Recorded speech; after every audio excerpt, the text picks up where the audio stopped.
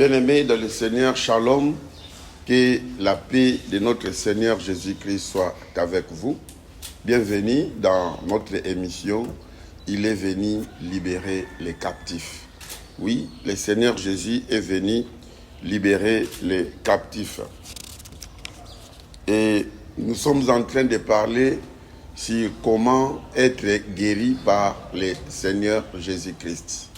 Nous avons dit que nous allons évoquer les principes pour palper la guérison auprès de notre Seigneur. Car beaucoup de gens ne se font pas guérir parce qu'ils sont ignorants de ces principes. Ou peut-être ils le savent, mais ils ne croient pas. Alors jusque-là, nous avons déjà évoqué 3 principes. Le premier, nous avons dit que le temps des miracles n'est pas encore passé et que la guérison physique est une partie intégrante du ministère de Jésus-Christ aujourd'hui. Donc, jusqu'aujourd'hui, Jésus-Christ continue à guérir. Deuxièmement, nous avons parlé des promesses. Dieu a promis de guérir. Il s'appelle Jéhovah Rapha. Il a promis de nous guérir. Nous avons vu les promesses et nous avons prié. Le troisième principe, nous avons dit que nous devons comprendre que Dieu nous veut en bonne santé. Mais c'est Satan qui nous veut dans la souffrance. Donc, nous avons dit que nous devons balayer dans nos têtes que la maladie peut venir de Dieu pour notre bien ou pour nous éprouver, où Dieu aurait un but quelconque. Et nous avons vu comment est-ce que le Seigneur Jésus a éclairci les choses dans Jean 10:10 en nous montrant que tout ce qui est mal vient de Satan et le bien vient de Dieu. Alors aujourd'hui, c'est le 4e principe qui est de comprendre que la guérison divine fait partie du salut. Bien-aimés, vous devez savoir que quand Jésus est mort sur la croix, ce n'était pas seulement pour résoudre les problèmes du péché, mais il est monté à la croix aussi pour résoudre les problèmes sanitaires. Et si vous lisez la prophétie d'Ésaïe 53, non seulement on dit qu'il est mort pour les péchés de beaucoup, mais il est aussi dit que par ses meurtrissures, nous sommes guéris. Donc, au travers toutes les plaies de Jésus-Christ, nous sommes guéris. Tous les fouets qu'il a reçus, des morceaux de chair, sortaient comme si on était en train de découper un animal. Les clous, on l'a mis dans les mains, dans les pieds, l'épée qu'on l'a enfoncée dans les côtes, et je peux dire la couronne d'épines qu'on l'a fait porter. Notre Seigneur, notre Maître saignait partout. Et c'était vraiment des légions de plaies. Ce n'était pas des simples plaies comme ça. C'était vraiment des blessures graves. Et la Bible nous dit que toutes ces blessures-là, c'était pour notre guérison. Donc tout ça, ça se trouve dans le salut. Bien-aimés, le salut que nous apporte le Seigneur Jésus-Christ, c'est comme un kit. Vous voyez? Admettons que la compagnie Marsavco, pour ceux qui sont en RDC, vous donnez un kit. Donc, un colis fait déjà à partir de Marsavco. Dans le kit, il y aura le dentifrice, il y aura le savon, le coq, savon Munganga. Je ne fais pas la publicité, mais c'est un exemple. Il y aura de l'huile raffinée, il y aura l'omo bleu, il y aura de la margarine. Donc, il y aura plusieurs choses dans les kits des produits fabriqués à Marsavco. Donc, c'est à peu près pour nous donner l'image. Donc, dans les salis que le Seigneur Jésus nous a apportés, ce n'était pas seulement pour résoudre les problèmes du péché, mais c'est aussi pour résoudre les problèmes de la santé. Et pour nous donner l'autorité sur les diables, le pouvoir sur les diables, et pour nous protéger. Tout ça, c'est dans les salis que le Seigneur Jésus nous donne. Donc, nous voyons que nous ne pouvons pas séparer celui qui sauve de celui qui guérit. Donc, on ne peut pas séparer celui qui pardonne des péchés de celui qui guérit. Et tout comme nous ne pouvons pas séparer le pardon des péchés à la guérison. Dans Psaume chapitre 103, au verset 3, la Bible dit, c'est lui qui pardonne toutes tes iniquités, qui guérit toutes tes maladies. Dans les mêmes passages. Donc, il pardonne et il guérit.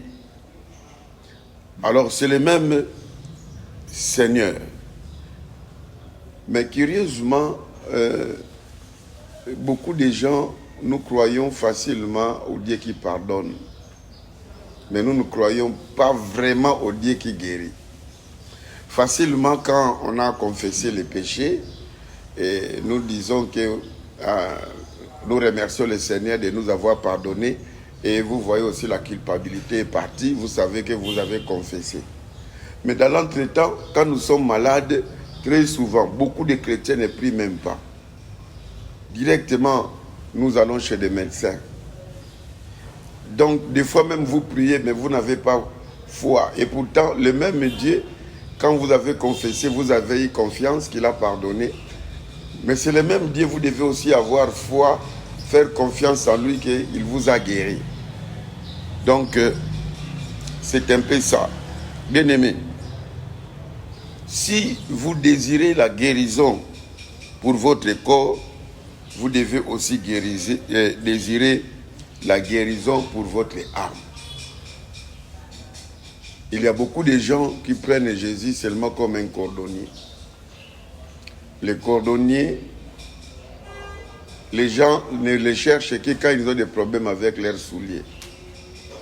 Mais s'ils n'ont pas de problème avec les souliers, ils passent devant les cordonniers comme s'ils ne les voyaient pas.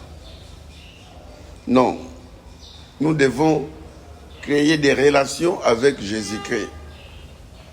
Chaque jour, parler avec lui. Lisez ses Écritures. Donc, vous ne devez pas seulement désirer la guérison du corps, mais votre âme est encore perdue. Si vous désirez la guérison pour votre corps, vous devez aussi permettre à celui qui guérit de pénétrer dans votre vie. Ne le laissez pas hors de votre vie. Bien-aimés, vous ne pouvez pas demander l'assistance d'un médecin pour l'un de vos bien-aimés qui se meurt et entre-temps refuser à ces médecins l'entrée de votre maison quand il arrive. Tu l'appelles, viens guérir, viens traiter mon enfant, viens traiter ma femme. Et quand les médecins arrivent, tu dis que non, je ne veux pas que tu entres dans ma maison. Mais il va rentrer, il ne va pas soigner. Si vous voulez qu'un plombier vienne réparer les canalisations d'eau de votre salle de bain, eh bien, il faut lui permettre aussi d'y entrer pour faire son travail. Vous invitez les plombiers pour venir arranger la canalisation dans votre chambre où il y a aussi la douche, mais tu dis que non, je t'interdis d'entrer dans ma chambre. Comment est-ce que le plombier va travailler? C'est de même en cherchant la guérison de Christ. Vous faut-il laisser entrer dans votre vie celui qui guérit, c'est-à-dire Christ. Il faut lui laisser entrer dans votre vie. Beaucoup de gens veulent être guéris par Jésus, mais ne veulent pas de ce Jésus-là. Il y a un musulman qui suit, je ne sais pas si jusqu'aujourd'hui, mais jusqu'à ce temps-là, il suivait beaucoup mes émissions sur la sorcellerie. Alors, il me téléphonait d'abord parce que je vais vous rencontrer, tout ça. Et après, il me dit que je suis musulman, mais je vois que vous parlez bien et des choses que vous dites, c'est ce que je vis. En tout cas, il faut qu'on se rencontre. Et en fin de compte, il est venu au bureau. Je le récite. Il m'explique, en bref, selon ce qu'il m'a expliqué, il était possédé de mauvais esprits. Alors je lui dis, nous allons te faire la délivrance, mais il faut accepter Jésus comme Seigneur et Sauveur. Il dit non, moi je veux que si c'est des djinns là, il appelait des djinns, donc des démons, je veux que les djinns partent, mais Jésus, en tout cas non. En tout cas moi, depuis mon enfance, mes parents sont musulmans, mes grands-parents sont musulmans, et je ne peux pas changer en tout cas, s'il vous plaît. Je veux que vous puissiez faire l'exorcisme, que ces esprits-là partent. Mais recevoir Jésus, moi je lui ai dit, mais je lui ai donné cet exemple, vous ne pouvez pas demander au plombier d'arranger la tuyauterie ou les canalisations des tuyaux dans votre chambre, mais vous refusez à ces plombiers d'entrer, il ne va rien faire. Bien-aimé, je lui ai laissé le choix et il a préféré ne pas recevoir Jésus et il est rentré. Mais il a dit, mais oui, vous êtes gentil, mais seulement au point de Jésus, c'est ce qui nous sépare. Vous n'avez pas prié. Il dit que non, je ne peux pas prier au nom de Jésus parce que je vais prier au nom de Jésus. Mais entre-temps, toi, tu refuses de ce Jésus-là. Non, non, non, non. Ça ne se fait pas comme ça. Et il est parti. Bien-aimé, il y a un homme qui vivait dans les péchés. Cet homme a assisté pendant 3 semaines dans une campagne de guérison organisée par l'évangéliste, le docteur Osborne. Bien-aimé, à toutes les réunions, il répétait la prière pour la guérison, mais ne recevait pas de réponse. Il est resté malade pendant 3 semaines. Il voulait la guérison, mais il ne voulait pas du divin médecin. Il voulait la guérison de Jésus, mais il ne voulait pas ce Jésus-là qu'il entre dans sa vie. Après 3 semaines, alors il fut convaincu par la parole de Dieu de son état de péché et de son besoin de Christ. Cette fois-là, dans cette campagne, il a été touché. Et plus tard, cet homme rendit ce témoignage. Il dit ceci: j'ai pris la décision de recevoir Jésus-Christ comme mon Seigneur et mon Sauveur. Alors, je lui demandai d'entrer dans ma vie. Il m'a purifié de tous mes péchés. Après cette prière pour mon salut, j'ai entendu le frère Osborne nous dire que c'est même Christ qui nous avait guéris de nos péchés, il voulait maintenant nous guérir de nos maladies. Alors, cet homme dit que, mais j'ai soudainement constaté qu'il m'avait déjà guéri. Donc, il n'avait même plus fait cette fois-là répéter la prière de guérison. Dès que le docteur, l'évangéliste Osborne voulait prier, déjà Jésus l'avait visité. Bien-aimé, voici donc le cas d'un homme qui avait prié 3 semaines pour sa guérison sans rien recevoir, parce qu'il rejetait celui qui guérit. il rejetait celui qui guérit. Et quand enfin il décida d'accepter Jésus comme son Seigneur et Sauveur, eh bien, Christ le délivra de toutes ses maladies avant même qu'il eût l'occasion de les demander. Il n'avait même pas demandé que Christ le guérisse, déjà il l'avait guéri. Bien-aimé, moi, avant que je reçoive Jésus, j'ai tombé malade. Je faisais de fortes malarias, de fortes fièvres, chaque mois de juillet, chaque mois de mai et chaque mois de décembre. Ce qui faisait que souvent, quand on faisait des examens de fin d'année, j'étais souvent malade. Par preuve même que quand je faisais les examens d'État, donc avant de commencer, un jour avant, on a commencé à me faire la perfusion. Et chaque jour, après, donc de ces 4 jours-là, après l'examen, je partais directement à l'hôpital pour la perfusion. Donc chaque mois de mai, j'ai tombé malade. Et très souvent, dans les fêtes de Noël et de Nouvel An, j'étais malade. J'étais souvent sous traitement. Mais depuis que j'ai reçu Jésus-Christ, bien-aimé, je tombe accidentellement malade. Et j'ai commencé à souffrir de l'hémorroïde parce qu'étant étudiant, au home là, on prenait beaucoup de pain sec et tout ça. Et de l'hémorroïde commençait à me déranger, de la gastrite complètement. On m'a jamais imposé les mains jusque-là pour les problèmes de guérison. La maladie est partie, ou je dirais même les maladies sont parties de soi. Vous qui me suivez, bien-aimés, peut-être que vous avez besoin de la guérison. Et peut-être même que les évangélistes sont passés dans votre hôpital ou à la maison. Ils sont passés, ils ont prié pour vous. Vous n'avez rien senti. Probablement, peut-être que parce que Jésus-Christ n'est pas encore entré dans votre vie.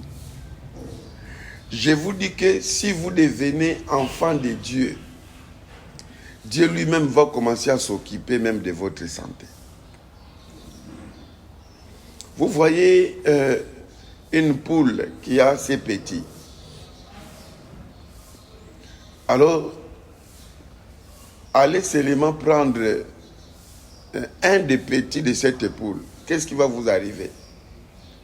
Vous verrez que la poule là, leur maman, va venir vous griffer même, va vous menacer. Pourquoi? Parce que vous avez son petit entre ses mains. Un chien qui a mis bas, elle essaie un peu d'aller prendre un de ses petits. Alors je vous assure que vous serez mordi par les chiens. Qu'est-ce que cela veut dire? Que quand vous devenez enfant de Dieu, Dieu devient jaloux de vous. L'œil de Dieu est sur vous et il s'occupera de vous. N'importe quel esprit qui voudrait vous attaquer, il sera là pour l'attaquer. Comme une poule qui attaque celui qui a eu le poussin entre ses mains. Le chien ou la chienne va s'attaquer à celui qui a pris son petit. Mais si tu n'es pas enfant de Dieu, Dieu va vous observer seulement comme ça. Bien-aimés, vous êtes peut-être l'un de ceux qui désirent la guérison pour son corps sans avoir encore réalisé la joyeuse expérience de recevoir Jésus-Christ dans votre vie. Eh bien, si tel est votre cas, il n'y a pas de meilleur moment que maintenant. Je pense que c'est le temps favorable pour vous de recevoir Jésus-Christ. Comme il est dit dans 2 Corinthiens chapitre 6, au verset 2, il est dit, voici maintenant les jours du salut. Voici les temps favorables. C'est le temps favorable pour vous de recevoir Jésus-Christ. Bien-aimés, chaque personne qui n'a jamais accepté Christ doit se souvenir de ce que la Bible dit dans Romains chapitre 3, verset 23.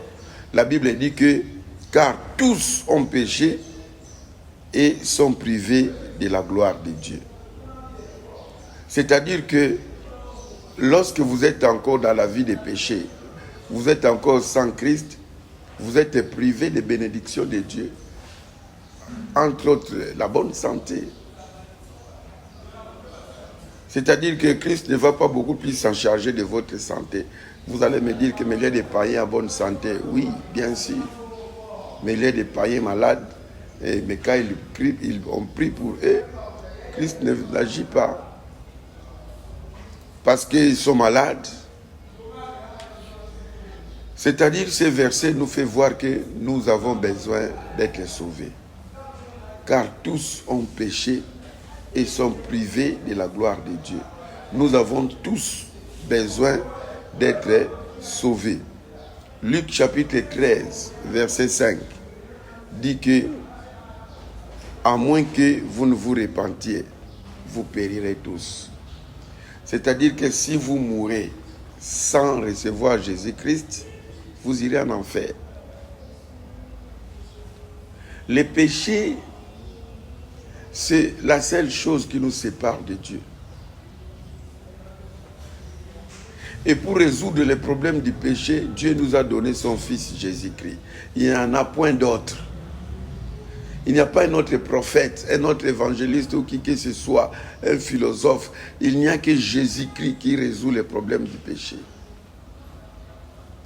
Donc vous avez deux choses à faire. Un, accepter dans votre vie Jésus-Christ comme Seigneur et Sauveur, et tous vos péchés sont pardonnés. Et s'il vous arrive des péchés après, demandez pardon au nom de Jésus. Parce que c'est la mort de Jésus à la croix qui est la base de notre pardon. Ésaïe 59, au verset 2, il est dit que « Mais ce sont vos iniquités qui ont mis une barrière entre vous et votre Dieu, et c'est à cause de vos péchés qu'il a détourné de vous sa face pour ne plus vous écouter. » Vous voyez comment est-ce que le péché nous sépare de Dieu. Mais la Bible nous dit aussi, dans Matthieu 26, au verset 28, « Mais son sang a été versé pour plusieurs pour la rémission de nos péchés. » Le sang de Jésus a été versé pour que nous soyons pardonnés. Dans Matthieu chapitre 1, verset 21, c'est Dieu qui est en train de parler à Joseph, le père nourricier de Jésus, que tu lui donneras pour nom Jésus, car il sauvera son peuple de ses péchés. Il n'y a que Jésus qui peut nous sauver de nos péchés. Et l'apôtre Jean dit dans 1 Jean, chapitre 1, verset 9, que si nous confessons nos péchés, donc c'est le Seigneur Jésus, il est fidèle et juste pour nous les pardonner et son sang de nous purifier de toute iniquité. Confessons nos péchés à Jésus-Christ et implorons le sang de Jésus de nous purifier de toute iniquité. Quand nous confessons, il va nous pardonner et son sang va nous purifier. Bien-aimés, selon tous ces versets que nous venons de lire, nous voyons que si nous n'avons pas accepté le pardon de Christ pour nos péchés, nous sommes séparés de Dieu. Et il ne nous écoutera pas. Mais par le moyen de son sang versé, nous avons la rémission et la purification de nos péchés. Donc, si nous voulons nous humilier nous-mêmes, nous confesser à lui et les recevoir maintenant. C'est une nécessité et c'est une obligation pour bénéficier le salut de Dieu. Jésus n'a-t-il pas dit à Nicodème, dans Jean chapitre 3, verset 7, il dit qu'il faut que vous naissiez de nouveau. Quand le verbe falloir intervient, c'est-à-dire il n'y a pas à négocier. Il faut que vous naissiez de nouveau. Et l'apôtre Paul dit dans 2 Corinthiens, chapitre 5, au verset 17, que si quelqu'un est en Christ, il est devenu une nouvelle créature. Les choses anciennes sont passées et voici toutes choses sont devenues nouvelles. Donc, lorsqu'on reçoit Jésus dans sa vie, un miracle s'opère. Ce miracle s'appelle nouvelle naissance. La nouvelle naissance vient quand on reçoit Jésus comme son Seigneur et son Sauveur personnel et qu'on a connu la repentance de tous ses péchés. On regrette d'avoir eu un mauvais comportement et on demande à Jésus de vous pardonner. Quand vous l'invitez, Christ, il va effectivement entrer dans votre vie et vous deviendrez toute autre personne. C'est vrai, de l'extérieur, rien ne va changer, mais spirituellement, beaucoup de choses vont changer. Car tu n'es plus une ancienne créature, tu deviens une nouvelle créature, tu commences à vivre avec Jésus-Christ. Et nous disons bien, il est question d'accepter Jésus-Christ et non d'accepter une religion.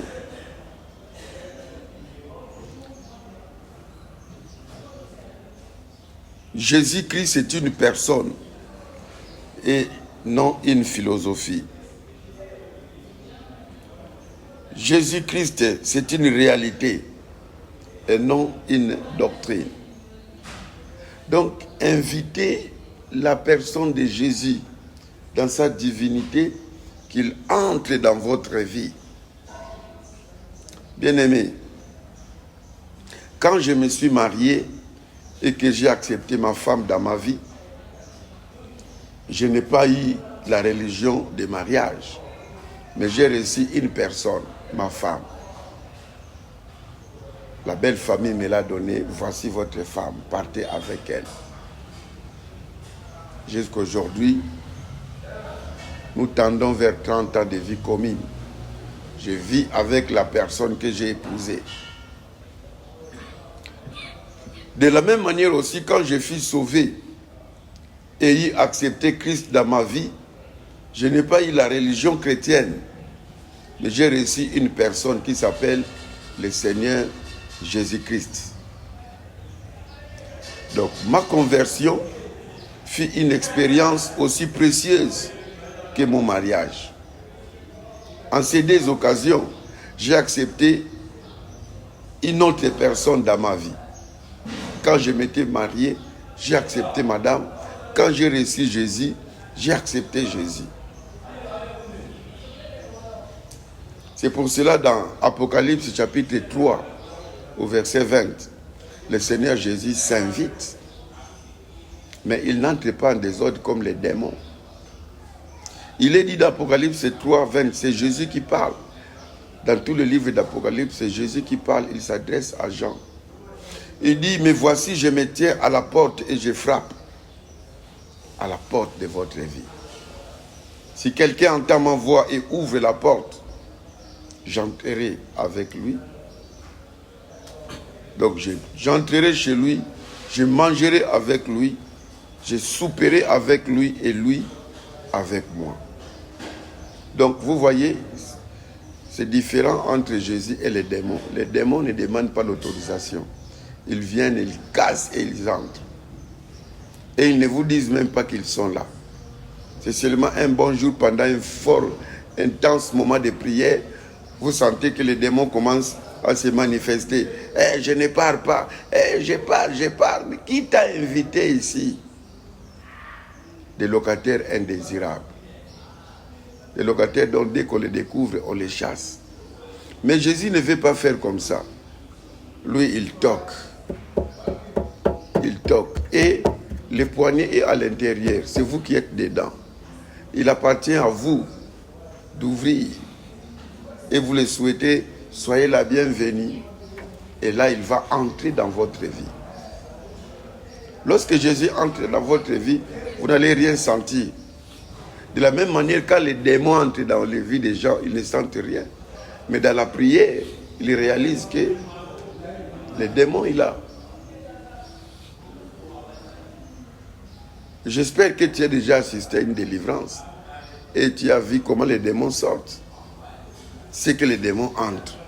De la même manière aussi, au lieu que ce soit les démons qui puissent entrer chez vous pour créer des maladies, des problèmes en vous, mais Jésus, invitez Jésus qu'il entre chez vous et il va mettre la paix et l'ordre dans votre vie.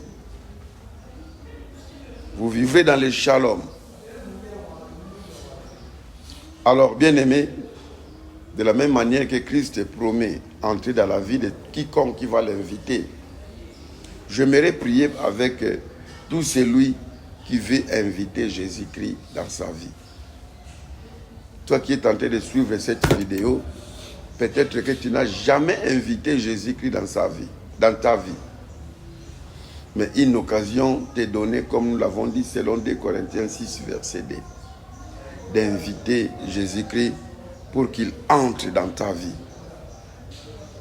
Vous allez répéter les paroles que je vais citer. Toi qui veux recevoir Jésus, ce n'est pas une prière magique. C'est juste des mots pour vous aider à inviter Jésus-Christ dans votre vie. Si vous êtes avec moi, vous pouvez dire, répétez après moi, Seigneur Jésus-Christ,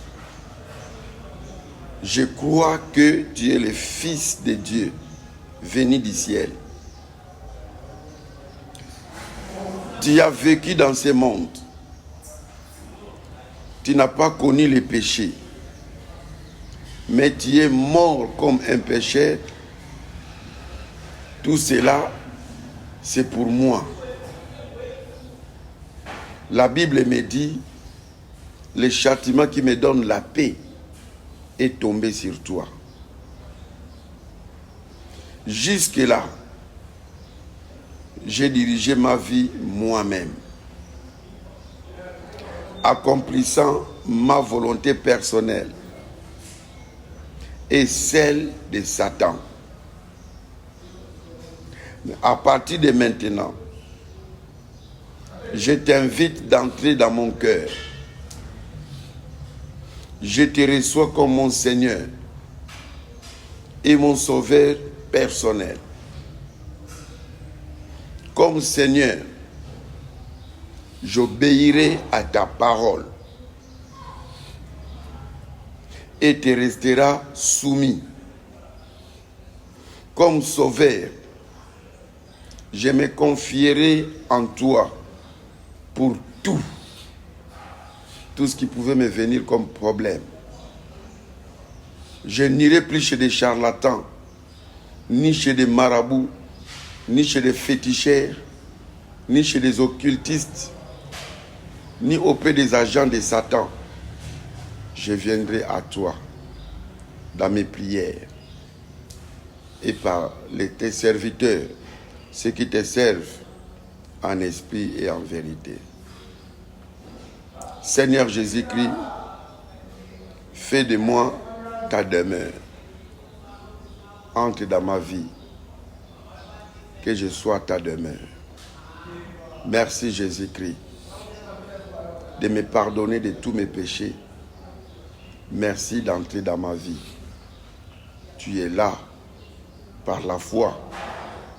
Comme il est dit, selon Éphésiens, chapitre 2, verset 8 et verset 9. que c'est par la foi que nous devenons enfants de Dieu. C'est une grâce que tu nous as fait par ta foi et non par les œuvres. Merci Seigneur. Amen. Waouh. Félicitations à toi qui venais de faire cette prière. Croyez-moi que, comme nous l'avons dit, selon Éphésiens chapitre 2, versets 8 et 9, ça ne demande pas l'argent, ça ne demande pas d'autres conditions. La prière que vous avez faite est suffisante pour que Jésus entre dans votre vie. Croyez-moi que si vous l'avez fait de tout votre cœur, tu n'es plus seul. Jésus est avec toi. C'est comme quelqu'un qui venait de payer sa dot. Et on lui dit, voici votre femme, prenez-la et allez vivre ensemble. Donc désormais, à partir d'aujourd'hui, vous allez vivre ensemble avec Jésus-Christ. Et quand Jésus vient dans ta vie, il y a des privilèges. Parmi les privilèges que tu as comme tu as reçu Jésus, le premier privilège, c'est que tu deviens enfant de Dieu. Waouh! Félicitations! Selon Jean chapitre 1, versets 12 et 13, quand tu reçois Jésus, à tous ceux qui l'ont reçu, à tous ceux qui croient en son nom, elle a donné, elle c'est la parole qui est Jésus, le pouvoir de devenir enfant de Dieu. Et le verset 13 dit, ce n'est pas la volonté de ton père, ni de ta mère, mais c'est la volonté de Dieu. Félicitations, chers enfants de Dieu. Et un autre privilège, tous tes péchés sont pardonnés. Donc tel que tu es là, si le Seigneur te prenait, tu vas aller droitement au ciel. Troisième avantage, il s'occupera désormais de ta santé. Il devient l'Éternel qui te guérit. Selon Exode 15, verset 26, il va s'occuper de ta santé. Et selon Exode 23, verset 25 et 26, il éloignera de toi toute maladie. C'est merveilleux. Et il y a plusieurs temps d'autres promesses. Vous avez maintenant le pouvoir sur les forces maléfiques et il s'occupe de votre protection. Mais il y a ceci. Si tu as fait cette prière de tout ton cœur, crois que Jésus est maintenant dans ton cœur, il s'occupera de toi en tout. Et si tu fais de lui ton Seigneur, il se fera de toi ton sauveur. Fais de lui ton Seigneur et lui, il se fera de toi ton sauveur. Donc toi, vis seulement dans la crainte de Dieu et lui s'occupera de ta santé. Mais je te conseillerais de te faire baptiser par immersion au nom du Père, du Fils et du Saint-Esprit. C'est la recommandation. Si nous lisons Marc chapitre 16, verset 16. Si tu crois et tu es baptisé, celui qui croira et sera baptisé sera sauvé. Dans Matthieu 28, verset 19, allez, faites de toutes les nations les disciples, les baptisant au nom du Père, du Fils et du Saint-Esprit. Oui, il y a de ceux qui baptisent au nom de Jésus, je ne vais pas en faire débat. Il est vrai que les apôtres ont baptisé au nom de Jésus. Le Seigneur Jésus a donné l'ordre de baptiser au nom du Père, du Fils et du Saint-Esprit. Moi, je crois que entre le président et l'ambassadeur, je crois qu'il faut obéir au président. Mais les disciples, les apôtres ne s'étaient pas contredits à Jésus. Tout simplement, si Jésus était tué, c'est parce qu'il s'était dit, il est fils de Dieu. Les Juifs n'avaient pas de problème avec Dieu le Père, ni avec le Saint-Esprit. Mais leur problème, c'était Jésus. 2 ou 3 fois, Jésus a failli être lapidé parce qu'il a dit que je suis le fils de Dieu. Et que Dieu était son Père. C'est ce qui les scandalisait. Raison pour laquelle, après sa mort et sa résurrection, quand les apôtres prêchaient, ils insistaient sur Jésus. Mais moi, je pense que quand ils ont dit « Faites-vous baptiser au nom de Jésus », nous pouvons dire que « Faites-vous baptiser comme vous venez de croire au Seigneur Jésus-Christ ». Parce que la condition sine qua non pour être baptisé, c'est de croire en Jésus-Christ. C'est pour cela, pour moi, je considère valide le baptême de celui qui a reçu Jésus. Que ce soit au nom du Père, du Fils et du Saint-Esprit, que ce soit au nom de Jésus. Pour moi, je trouve que c'est un même baptême.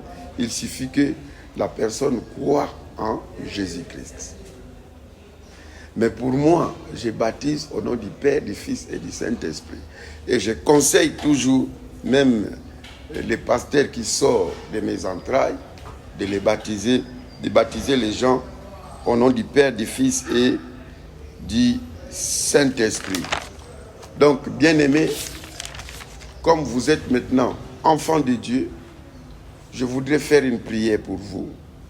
Peut-être que tu as suivi les 3 premières étapes de prière, tu n'as rien senti.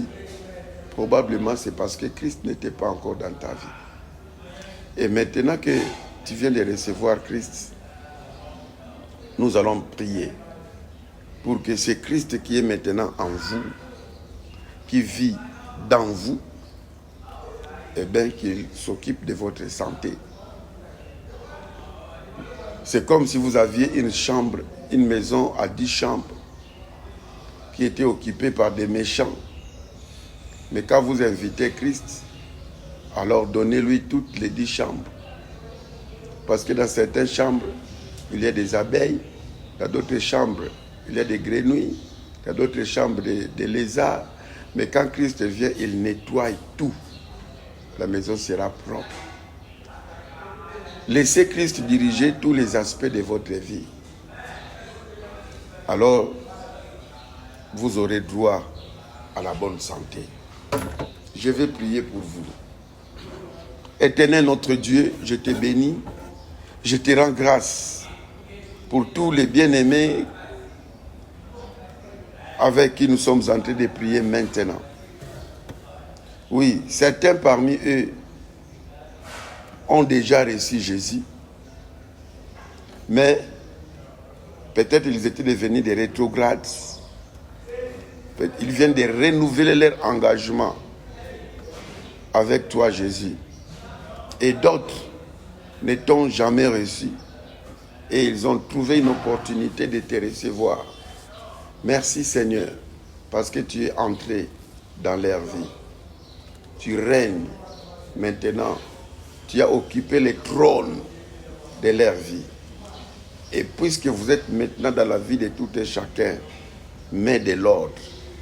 Fais qu'il y ait de l'harmonie et la paix dans la vie de tout un chacun. C'est ainsi que je prie pour tout celui qui était malade ou qui est malade. Quelle que soit la maladie, Seigneur, comme le témoignage de cet homme qui a fait 3 semaines, qui allait assister à la campagne d'évangélisation et de guérison, mais qui ne s'était jamais guéri. Or, c'était parce qu'il n'avait pas encore ouvert son cœur pour faire entrer Jésus. Mais dès qu'il l'a fait, il n'a même pas entendu la prière qu'il soit déjà guéri. Oh Dieu de gloire, puisque tu es entré dans le cœur de mon frère, guéris-les de toute maladie, que ce soit les maladies de cancer, maladies de tuberculose, quel que soit le nom de tuberculose, tuberculose osseuse, tuberculose pulmonaire, je ne sais pas moi, n'importe quel cancer, cancer du sang, de l'utérus, des seins, des intestins, nous ne savons pas, cancer des peaux, Seigneur, guéris. Guéris, Seigneur. Comme tu m'as guéri de malaria qui revenait tous les 6 mois. Guéris aussi mon frère. Guéris ma soeur de ces maladies répétitives qui viennent après chaque saison, après chaque trimestre, après chaque semestre, après chaque année, où il chute souvent, guéris-les des amibes. Guéris, Seigneur, de toute maladie, Seigneur, chronique. Que ça disparaisse maintenant. Au nom de Jésus-Christ. Parce que maintenant, son corps est devenu ton temple. Et tu as fait de son corps ta demeure. Puisque c'est devenu ta demeure, occupe-toi de toute maladie. N'est-ce pas quand quelqu'un qui a des moyens, qui commence à occuper une maison, Seigneur, il met la peinture, il arrange, là où l'eau ne coulait plus, il appelle les plombiers, ils viennent, ils font le travail. Là où les ampoules ne s'allumaient pas, les électriciens, ils arrangent et tout commence à donner de la lumière. Là où les climatiseurs ne donnaient plus, on arrange parce qu'il y a un nouveau occupant. Et là où il y avait des désordres, on met des fleurs, on arrange. Et tout le monde voit que non, cette maison a été entretenue. Oui, parce qu'il y a un nouveau occupant. Seigneur, entretiens le corps de mon frère. Entretiens le corps de ma soeur qui vient de te recevoir. Si c'était le problème de la stérilité, résous. Si c'était le problème de l'impuissance sexuelle, résous. Si c'était le problème des trompes, résous. Si c'était le problème des myome, résous. Si c'était, Seigneur, les problèmes des cols, de l'utérus, résous, mon Dieu, mon roi. Si c'est le problème des sang, il y a des infections, Seigneur, résous. Résous, Seigneur. Les problèmes de diabète, résous. Des problèmes de tension, résous. Des problèmes mystérieux, on n'a pas découvert la maladie. La maladie qui a défié la science, qui a défié la médecine. On donne tel produit, mais c'est une maladie rebelle, ça n'obéit pas au produit. Seigneur, la Bible nous dit que par tes maîtrisures, nous sommes guéris. Laisse que vous puissiez résoudre ces problèmes qui a fait longtemps, qui a traîné longtemps. Que ça puisse être comme cette femme de Marc 5 qui a saigné pendant 12 ans. La Bible dit, ayant entendu parler de Jésus, puisque Jésus passait par là, alors il a dit que je dois partir toucher. Si je touche seulement les pans de ses vêtements, je serai guéri. Dieu est tout-puissant. Regarde mon frère, ma soeur qui vient de te recevoir. Oui, il est devenu enfant de Dieu. Et comme enfant de Dieu, il a droit à la bonne santé. Si cette maladie était due par des démons, que ces démons partent au nom de Jésus, parce que toi, tu ne peux pas cohabiter avec les démons dans un même corps. Si c'était un mauvais sort, tu es celui qui change la malédiction en bénédiction. Au nom de Jésus. Seigneur, même pour ceux qui sont déjà chrétiens il y a longtemps, mais qui sont malades, nous déclarons, Seigneur, qu'ils puissent être guéris. Au nom de Jésus, des fibromes, de la fièvre typhoïde, la fièvre jaune, VIH, Seigneur, interviens, guéris. Guéris, Seigneur de gloire. Des maux de tête terribles, des maux de ventre, des vertiges, même de ceux qui sont empoisonnés. Seigneur, manifeste-toi. Au nom de Jésus-Christ. Toi qui viens de recevoir Jésus-Christ, tu peux répéter après moi, Seigneur Jésus-Christ. Oui, je te reçois comme mon Seigneur. Je ferai un effort d'obéir à ta parole. Je t'en supplie. Guéris-moi, parce que tu es mon sauveur. Guéris-moi de cette maladie. Tu peux citer le nom de la maladie qui te dérange. Guéris-moi de cette maladie. Au nom de Jésus. Résous ces problèmes. Tu peux citer même ces problèmes. Les problèmes de stérilité. Les problèmes d'impuissance sexuelle. Les problèmes de tension qui montent. Seigneur, manifeste-toi. Les problèmes de rhumatisme. Guéris, Seigneur de gloire. Manifeste-toi. Ce n'est pas une fierté pour toi d'avoir des enfants maladifs. C'est pour cela, Seigneur, guéris. Même là où la médecine a échoué, manifeste ta grâce, manifeste ta puissance.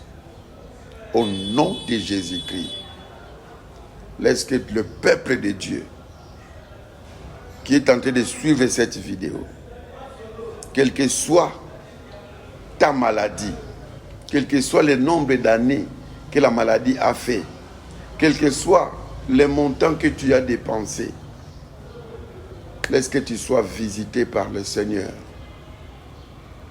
Au nom de Jésus.